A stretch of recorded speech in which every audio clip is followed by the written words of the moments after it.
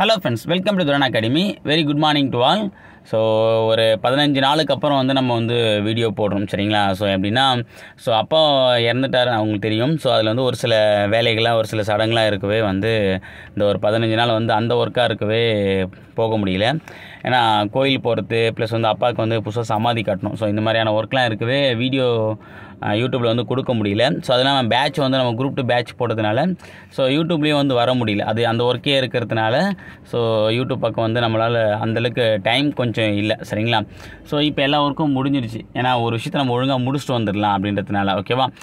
So இதுக்கப்புறம் நம்ம group 2 base பண்ணி தான் வீடியோஸ் கொடுக்க போகிறோம், சரிங்களா? ஸோ அப்படின்னும் போது இன்னும் குரூப் 2 எக்ஸாமுக்கு 50 டேஸ் இருக்குது. அதாவது 50 to 55 டேஸ் இருக்குன்னு வச்சுக்கலாமே. அதில் அக்யூரேட்டாக, அதாவது நம்ம ரவுண்ட் பண்ணோம் அப்படின்னா 50 நாட்கள். ஸோ இந்த 50 நாட்கள் நம்ம என்ன பண்ண போகிறோம் அப்படின்னு பார்த்தீங்கன்னா, இந்த 50 நாட்களை நான் 2 பார்ட்டாக பிரிச்சுட்டேன், ஓகேவா?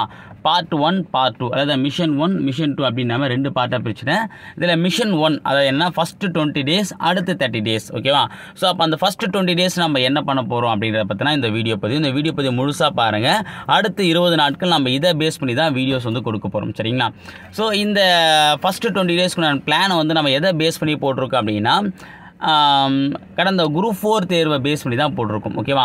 கடந்த குரூப் 4 தேர்வில் நிறைய பேருக்கு பார்த்திங்கன்னா ஒரு 10லேருந்து ஒரு 15 வினாக்கள் மிஸ் ஆனதுக்கு காரணம் என்ன அப்படின்னு பார்த்தீங்க அப்படின்னா, ஒரு சில பகுதிகளை நம்ம அதிக கவனம் செலுத்தாதான், அதை மேலோட்டமாக நம்ம கடந்து போனதுனால என்ன ஆச்சுன்னா, அது நமக்கு மிகப்பெரிய ஒரு பாதிப்பை ஏற்படுச்சு, ஓகேவா? அந்த கடைசி நேரத்தில் ஒரு 10லேருந்து ஒரு 15 வினாக்களை நம்ம மிஸ் பண்ணதுக்கான காரணம் மேக்ஸிமம் பார்த்திங்க அப்படின்னா, அந்த ப்ரீவியஸ் கொஷின் பேப்பரை நம்ம அனலைஸ் பண்ணாமல் இருந்திருப்போம், ஓகேவா?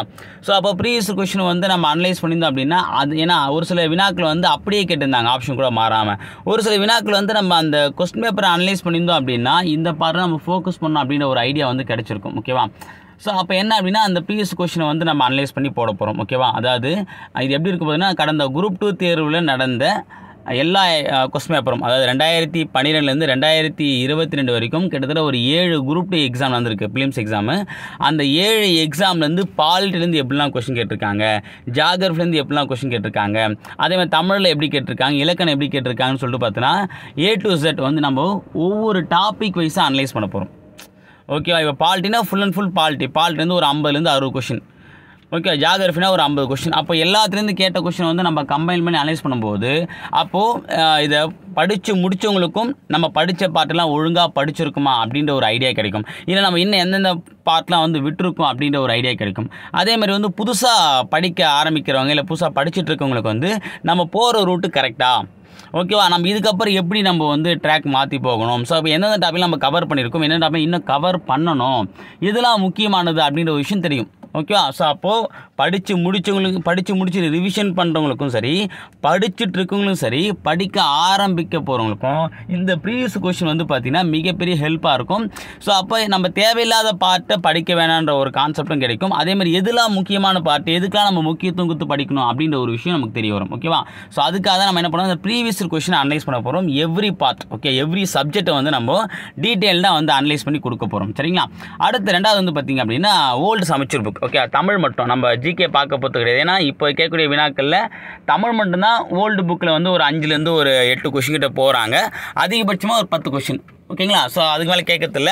இருந்தாலும் அந்த 5லேருந்து 10ன்றது நமக்கு மிகப்பெரிய ஒரு பாதிப்பை கிரியேட் பண்ணுது, ஓகேவா? ஸோ அப்போது நம்ம என்ன பண்ண போகிறோம் அப்படின்னா, அந்த ஓல்டு சமச்சீர் புக்கை ஒவ்வொரு டேர்ம் வைஸாக போட போகிறோம். இப்போ 6 புக்காக ஃபஸ்ட்டு ஒரு டேர்முக்கு ஒரு வீடியோ அப்படின்ற மாதிரி, இப்போ ஒவ்வொரு டேர்முக்கும் ஒரு வீடியோ அப்படின்னும் போது அதில் சிலபஸில் கவர் ஆகக்கூடிய டாப்பிக்கை மட்டும், ஓகேவா? எல்லாத்தையும் நம்ம கவர் பண்ண போகிறதில்ல.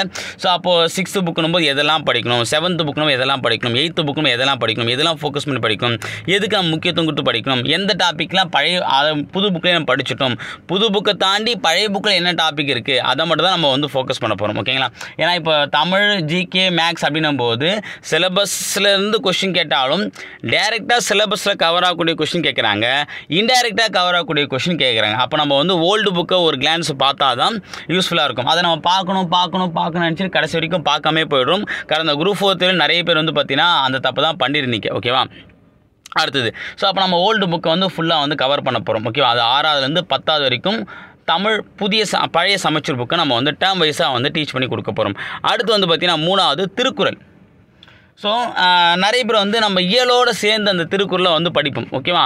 ஒரு சில பேர் என்ன பண்ணுவாங்கன்னா அந்த இயலை மட்டும் படிப்பாங்க, திருக்குறள் அப்புறம் படிச்சுக்கலாம் அப்படின்னு சொல்லிட்டு பார்த்தீங்கன்னா நிறைய பேர் இந்த குரூப் 4 தேர்வுக்கு திருக்குறள் மேலே அதிக கவனத்தை செலுத்தாமல் போகணும். ஆனால் அதுலேருந்து வந்து பார்த்தோன்னா கேட்ட கொஸ்டினுக்கு நம்மளால் வந்து பதிலளிக்க முடிஞ்சாலும் ஆனால் நம்மளால் அக்யூரேட்டாக பண்ண முடியல. இதுதான் வரும் அப்படின்ற ஒரு தீர்க்கமாக நம்மளால் முடிவெடுக்க முடியல. ஓகேவா?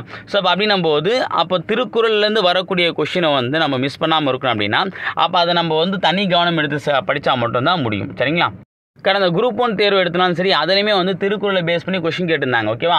ஸோ அது ஈஸியாகவும் கேட்குறாங்க, கஷ்டமாகவும் கேட்குறாங்க. அப்போது எப்படி கேட்கறது முக்கியம் இல்லை, அந்த சிலபஸ் இருக்கக்கூடிய அந்த 25 அதிகாரத்தை நம்ம கண்டிப்பாக படித்து வச்சுக்கணும். ஓகேவா? ஸோ நம்ம என்ன பண்ண போகிறோம் அப்படின்னா அந்த 25 அதிகாரத்தை வந்து ஃபஸ்ட் டீச் பண்ண போகிறோம். அதுக்கப்புறம் அது இல்லாமல் புக்கில் இருக்கக்கூடிய திருக்குறளை தனியாக நம்ம வந்து கொடுக்க போகிறோம். ஓகேவா?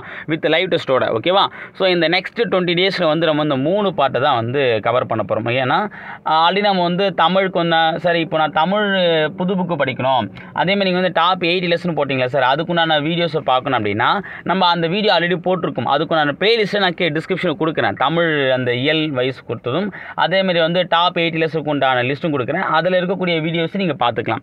அதை பார்த்து படிச்சுடுவாங்க. இது நம்ம எக்ஸ்ட்ராவாக பண்ணுவோம். ஏன்னா இந்த சின்ன சின்ன விஷயம் நினச்சி நம்ம விடுறது தான் நமக்கு மிகப்பெரிய பாதிப்பை ஏற்படுத்துது. ஓகேவா? இதை நம்ம கடைசியில் படிச்சுக்கலாம் படிச்சோன்னு என்ன பண்ணுறோம் அப்படின்னா கடைசி வரைக்கும் படிக்காமல் போயிடும்.